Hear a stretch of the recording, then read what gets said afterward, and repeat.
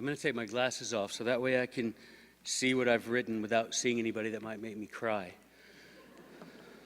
Get the best of both worlds. I'm honored to speak at the graduation of these young women and young men who were once my students and are now my friends. We've grown so close, in fact, I decided to go ahead and graduate with them. And just for Noah, I've decided, instead of giving my speech, I'm going to sing the Battle of New Orleans. Not really. Not really. That one's for you, Noah. I can't see you, but I know you're ever so happy.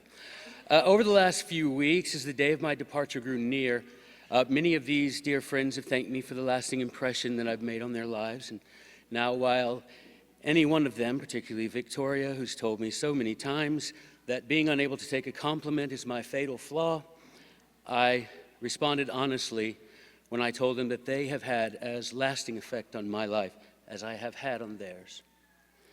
Over the past 4 years, these Sons of Liberty have confirmed my hope that my call to come to Arizona and to Heritage Academy was issued by God.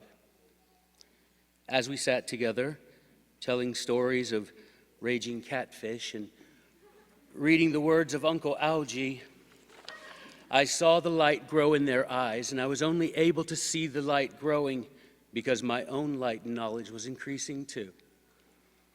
When I spoke last year at the graduation, I related inside jokes and told each of them things I would always remember about our relationship. But this year, those things have been said privately, which I believe was more appropriate and more meaningful. Tonight, I'll relate a few of the accomplishments of these, my best beloved brothers and sisters. But I want this, my last lecture, to be less nostalgic and more ennobling, less lighthearted and more light-bearing. Many of you have seen these factious and discontented t-shirts. Those t-shirts were their idea, and the slogan on the back and down the sleeve were chosen by them as well. And whenever at times someone would Google it and say, "Isn't being factious and discontented a bad thing?" we would just sort of smile and say, "Yeah, if you're a tyrant." Speaking of tyrants, which is something I almost never do, so many, oh, pause for laughter, okay. So many of these things that we've written over the years would cause great anger in tyrants if they read them, but that's okay because tyrants never read. In the few months before moving to Arizona, I reread many of the books that our founders read in preparation for teaching them to my students. Back then, I came across a passage in Trenchard and Gordon's Cato's letters that struck me profoundly and set the goal for the atmosphere that I would try and create in my classroom. Quote, "No sooner had the Athenians heard Demosthenes, but they were subdued by the energy of his words. And having lost all terror of the tyrant Philip, they ran headlong into the defense of their city.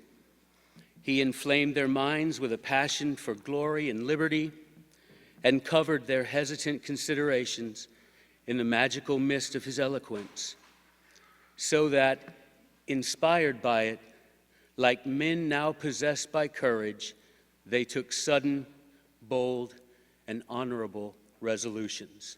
Unquote. It isn't right for me to judge whether I achieved that goal or not.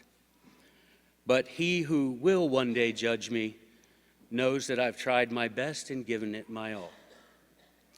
In our time together, we've read the words of men who've given all, even their lives, in the defense of liberty. These men have become their heroes, and I am sure that these men, wherever they are so grateful to this group of graduates for having remembered their names and read their words when it seems that the rest of the world has forgotten them. The world has forgotten these men, the men we call the Founders' Recipe, not through a lack of desire for the truth or a disregard for the wisdom they taught. Rather, the names and deeds of these men who meant so much to our founding fathers have been purposefully erased from our collective memory by the tyrants who created federally mandated school curricula. Why, some have asked, Would the words of those influential men be purposefully removed from our schools? The answer is easy. The tyrants fear that if we read what our founders read, we might do what our founders did. Through the study of the words of these 37 men, these graduates have come to know not only what is in the Constitution, but why those things are in there. That is powerful, and as such it is dangerous to those who exercise unconstitutional authority over our states and over the Union. These young men and women seated here know that if all men are created equal, then one man only gets power over another man in one of two ways: consent or force.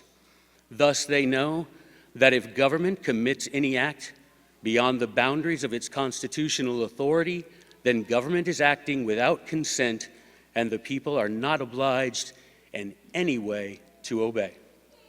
In fact, to obey the order of a man who commands you without your consent is the act of a slave, not the act of a free man. I can testify to you, ladies and gentlemen, that these graduates are free men, and they are determined to stay that way. Now, for my last lecture. We live in dark times. The stark and inescapable truth is that we must not be easygoing at a time of such serious danger to our republic. We must be loyal where others are traitorous. We must be tirelessly engaged in the cause of defending liberty against all her enemies, foreign and domestic. As the Roman orator Cicero said, as he spoke in the Senate against those in that body plotting to destroy the republic, quote, "Let there be written upon the brow of every man how he feels about this republic." Today's the day for the declaration of allegiances. All who care must come out courageously and proclaim their loyalty. They needn't bother drawing near us with their lips while their voting record and personal morality is far from us. We need no sunshine patriots. We need no compassionate conservatives. We won't tolerate wolves in sheep's clothing. We will banish from the ranks of the cause of liberty all capitulators, all compromisers, and all cowards. We need men and women who care less for the popularity or personal promotion than for the zealous defense of our country and our Constitution. Those engaged in the fight to restore the sovereignty of states, to unapologetically refuse to enact each and every unconstitutional act of Congress, court, or president must recall the words of Samuel Adams, quote, "If you love wealth better than liberty, the tranquility of servitude better than the animating contest of freedom, go from us in peace. We ask not your counsel or your arms. Crouch down and lick the hands which feed you. May your chains sit lightly upon you, and may posterity forget that you were our countrymen," unquote. Today, ladies and gentlemen, friends, consecrate yourself to the animating contest of freedom. Today, begin toiling in the daily reconstruction of the barriers that our founding fathers erected between the branches of government, between the national government and the states, between self-government and tyranny. Today, steadfastly and fearlessly profess your love of liberty and your devotion to principle over party. Today, put all the enemies of the Constitution on notice. We will not retreat, not another inch. We will not compromise, and we will not re-elect you if you break your oath of office. We will not rest until the Constitution is restored to its proper place and everyone who stands in the way is either converted to the cause or marked as a traitor.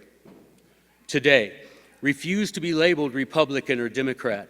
Refuse to be pigeonholed as conservative or libertarian. From this day forward, all of us, united, must proudly gather beneath the banner of the Constitution and powerfully resist being moved, mocked, or manipulated. Ask yourself this question.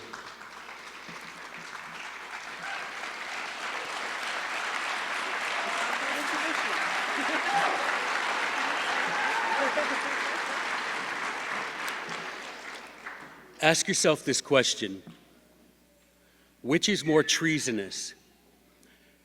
To defy the Constitution's boundaries and enumerated powers, or to enforce them and defend them? What then is the answer to all the tyranny, all the federal despotism, all the attempts by Washington, D.C. to control, as Patrick Henry said, everything dear to human existence? James Madison gave us the answer in the Virginia Resolution. Quote, "The states have the right and are duty bound to interpose for arresting the progress of the evil and for maintaining within their respective limits the authorities, rights, liberties appertaining to them." In other words, to paraphrase a popular politician, we must make America states again. I'll let the last words I speak as a teacher at Heritage Academy come from Algernon Sidney. Quote, "I do not know what success God will give to our undertaking, but I am certain that I can have no peace in my own spirit if I do not endeavor, by all means possible, to advance the interest of God and His people. Others may judge whether this desire comes from better than I. I know, though, that if it does come from God, He will make it prosper. I pray that God defend us from our outward enemies, but more especially from those that are within ourselves. Pray that God would give us a knowledge of truth and that we be constantly directing, seeking that which is truly good. For this being obtained, all other things will follow. May we know what, when, and how we are to act, and may we then act, suffering or prospering according to the will of our Maker." Thank you.